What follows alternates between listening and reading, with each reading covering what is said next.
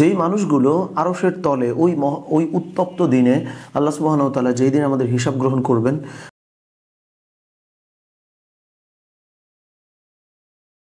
ওই দিন একদম ওই উত্তপ্ত দিনে আরশের ছায়া তলে যারা অবস্থান পাবে, এরকম কিছু মানুষ নিয়ে আমরা আলোচনা করতে চাই। সব মিলিয়ে 7 শ্রেণী আছে।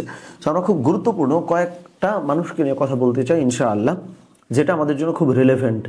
1 নম্বরটা হইল খুব গুরুত্বপূর্ণ, যে আমরা সিরিয়ালটা কিন্তু হেরফের হতে পারে, সো আমরা কিছু মানুষ নিয়ে কথা বলতে চাই। 1 নম্বরটা হইল ওই ন্যায় বিচারক বাদশাহ যার ন্যায় বিচার কোনো কিছুতে ইনফ্লুয়েন্সড হয় না। এটা কেন জরুরি আপনি খেয়াল করেন, গ্লোবালি, শুধু বাংলাদেশ না, পুরো পৃথিবীব্যাপী এটা বড় সংকট হচ্ছে এটা, যারা রাষ্ট্রনায়ক, যারা হচ্ছে শাসক, তারা ইনসাফের সঙ্গে বিচার করে না। তারা হচ্ছে যে নির্দিষ্ট একটা শ্রেণীকে বেশি সুবিধা প্রদান করছে, দুর্নীতিগ্রস্ত বা নানাবিধ সমস্যায় তারা জর্জরিত। তো ওই আরশের তলে ওই শ্রেণীর শাসকরাই ছায়া পাবেন, যারা, আপনি খেয়াল করেন, একদম 1 নম্বরে কিন্তু হচ্ছে এটা, যেই শাসকেরা ন্যায় বিচারের সঙ্গে বিচার করেছে বা শাসন করেছে। সুবহানাল্লাহ, এটা খুব জরুরি। ফলে আজকে ধরেন এই যে সামনে আমাদের দেশে ইলেকশন, সো ধরেন স্থানীয় পর্যায়ে, জাতীয় পর্যায়ে যে যেখানে নেতৃত্বটা প্রদান করবে, তারা কিন্তু আমল করবার একটা মহান সুযোগ তাদের জন্য, যে আরশের তলে ছায়া পাবার মতন কাজ যদি তারা করতে পারে, তাতে করে আমরাও প্রশান্তি পেলাম, আমরাও শান্তিতে থাকলাম, নিরাপত্তা পেলাম, এবং আখিরাতে আল্লাহর তরফ থেকে ওই শাসক, ন্যায় বিচারক বাদশা বা শাসক, সেও কিন্তু পুরস্কৃত হলো।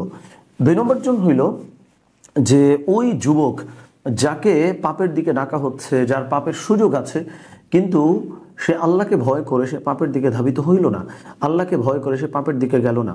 এটা কিন্তু বর্তমানে ইয়াং জেনারেশনের জন্য খুব গুরুত্বপূর্ণ একটা হাদিস, যে আল্লাহ সুবহানাহু ওয়া তাআলা ওই উত্তপ্ত দিনে নির্দিষ্ট ওই যুবকদেরকেও ছায়া প্রদান করবেন, যে যুবকরা আল্লাহর ভয়ে যে কোনো গুনাহ থেকে বিরত ছিল, যে কোনো গুনাহ থেকে সেফ ছিল বা নিরাপদে ছিল। 3 নম্বরটা হইল ওই মানুষটা যার দিল, যার হৃদয়, যার কলব, যার আত্মা মসজিদে সম্পৃক্ত থাকে। একটা উদাহরণ দিই, এটাতে অনেক সময় আমিও স্ট্রাগল করি, আল্লাহ সুবহানাহু ওয়া তাআলা আমাকেও তৌফিক দান করেন। সেটা হইল, ধরেন ঝড়ে, বৃষ্টিতে, বাদলে, সর্বহালতে তার হৃদয়টা মসজিদের সঙ্গে সম্পৃক্ত থাকে, সে মসজিদে যেতে চায়, আল্লাহর ঘরে যেতে চায়। এই যে নীরবে নিভৃতে মসজিদের সঙ্গে ওই সম্পর্কটি ধরে রাখা, এইটাও মহান আরশের ছায়াতলে ছায়া পাবার জন্য খুব জরুরি একটা বিষয়। সো অনেকগুলো ছিল, আমরা মোটা থেকে 3টা বলেছি খুব রিলেভেন্ট। একটা হচ্ছে ইয়াং মানুষদের যদি তারা দিনের পথে থাকে, আল্লাহ তাদেরকে অনেক বেশি রিওয়ার্ড দান করেন। আর একটা খুব সমসাময়িক, যারা হচ্ছে যে শাসক হতে চলেছেন, যারা হচ্ছে যে প্রশাসনিক বা যাদের ওই ক্ষমতাটি আছে বা যারা নিতে চায়, তারা ওই কাজটা যেন করতে পারে, ন্যায় বিচারক বাদশাহ ভূমিকায় তারা যেন অবতীর্ণ হতে পারে। এবং হচ্ছে যে আল্লাহর ঘরের সঙ্গে, আল্লাহর সঙ্গে ওই দিলের সম্পর্কটা আমরা যেন রাখতে পারি, যে কোনো বাধা আমাকে যেন মসজিদ থেকে, আমাকে যেন সিজদা থেকে দূরে না রাখতে পারে।